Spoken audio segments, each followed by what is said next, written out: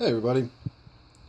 This is my wife's tank, or so I call it. I actually do all the maintenance and upkeep and everything on it, but I've set this up in my wife's room so that she has something to enjoy when she's in here, either getting dressed or doing her makeup or whatever.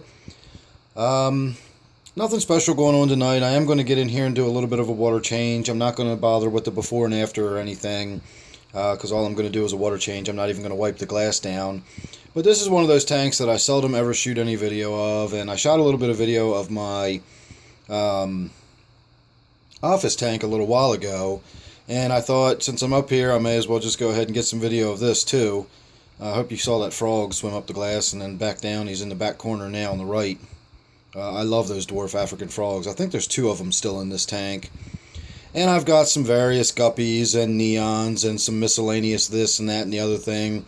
I suppose the key fish in the tank would be the dwarf gourami here, the powder blue. I do have a thing for gouramis. I really enjoy gourami fish. This pineapple swordtail is the male that I used to have in my brackish tank. If you remember, if you've been with me for a while and watched a lot of my videos, my puffer in my brackish tank used to get harassed by the other fish that were in the tank. And two of them were this male swordtail, and I had a male silver molly, and the silver molly is now in my office tank. And they just harassed my puffer too much, not necessarily deliberately, but just they were boisterous enough and they darted and dashed around the tank enough that it just kept him on edge and kept him startled, and his belly was always gray and he never seemed really happy. So I wound up taking them out and separating them, and this is kind of like the only tank I had room that I could throw another fish in. So that's why this tank has that sort of oddball looking swordtail swimming around in there all by itself. As I said, otherwise it's some guppies. I've got some mollies. You can see that frog right there on the leaves. I have two Glo-Fish. You can kind of make out that one back there, the pink one. And then I've got this blue one over here, and these are amongst my oldest fish that I've got from way back when I first started keeping fish.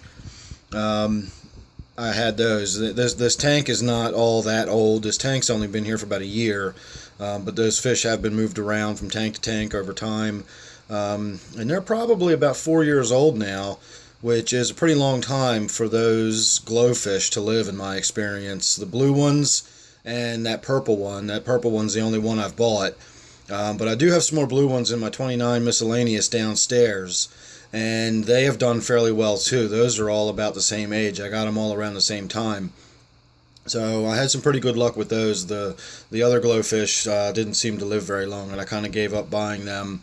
That was more of my sort of novelty early days when I was first getting into fish keeping.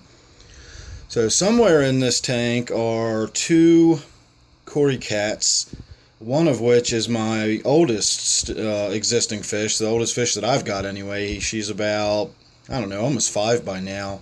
I guess I've been keeping fish. I guess I started around 2012. So she's getting up there.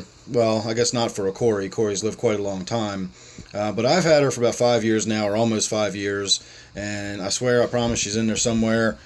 That frog was down here in the corner. I was going to come try to zoom in a little bit on him, but he went and skedaddled.